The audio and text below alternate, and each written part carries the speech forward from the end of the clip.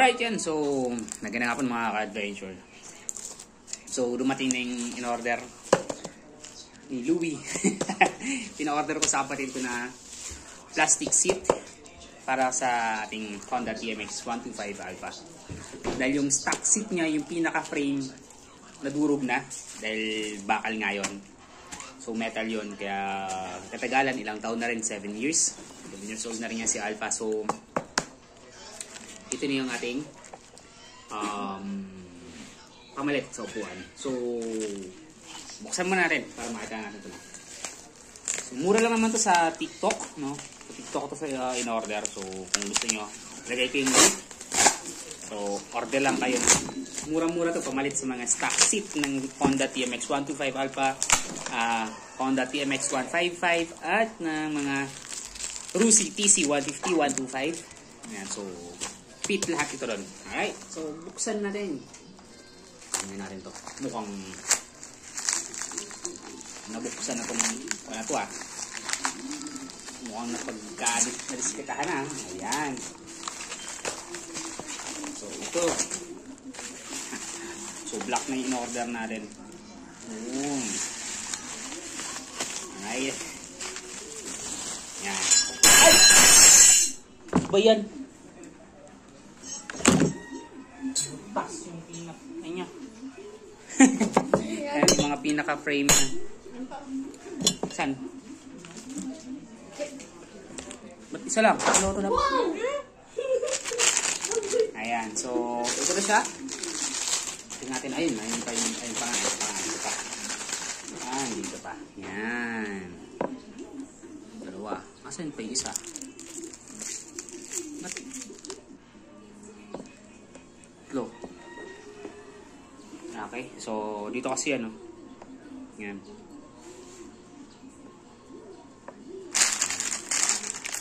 Okay.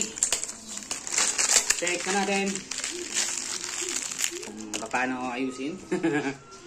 Ayan. Okay. Dito itong mga to. Pinaka-support. Dito, dalawa. Tatlo.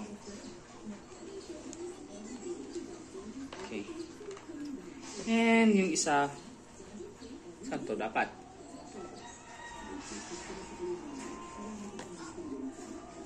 Tinalam kung saan tong, para sa tong isa. Saan dapat to? Dito ba? Pero malaki masyado. Alam ko dito eh. Wala yung isa. Nawala nga yung isa. Baka nalaglag kasi di ba hindi siya nakaano. So, tingnan natin. Ayun! Ayun nga. So, ito na. Ayan.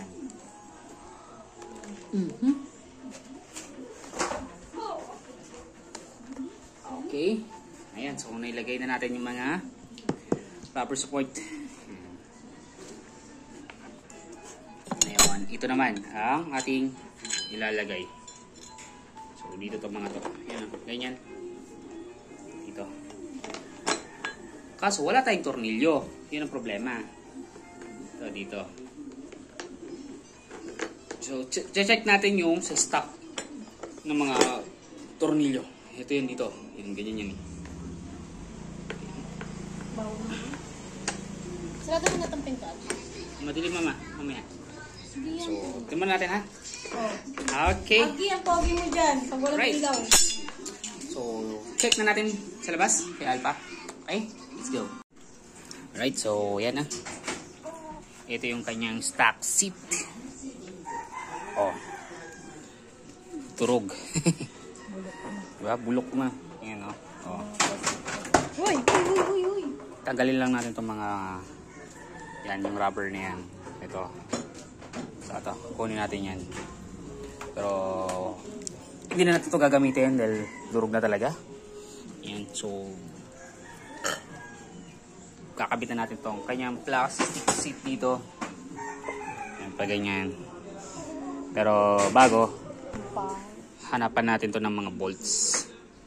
Ay mga nut. Yan. 4. Alright. So hanapan mo natin. Alright, yan. So naikabitan natin. Ayan. So, ito na yung pinaka bracket niya. Gamitin natin. Ilusot na rin natin dito. Ayan. So, medyo umulan-ulan lang. So, temporary. Kaya muna siya. Diba? So, umambon-ambon. Kaya, stop tayo saglit. Next is baklasin natin tong foam. Kunin natin yung foam yan para may lagay natin doon. Ayan. So, ready yung plastic seat. Try natin upuan. Okay, oh. Goods. Okay. Alright. Goods na. So, baklasin natin yung pinaka-foam para may patong natin dyan.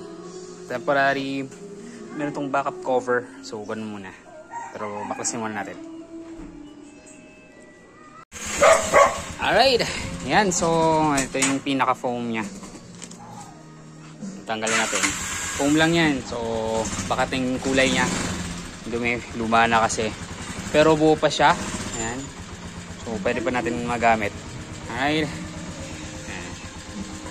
So, patutuyin lang natin to. Hinugasan ko kasi. Brinash ko. Patutuyin lang natin yan. And then, lalagyan natin yan doon. Matama na. And yan si Mrs.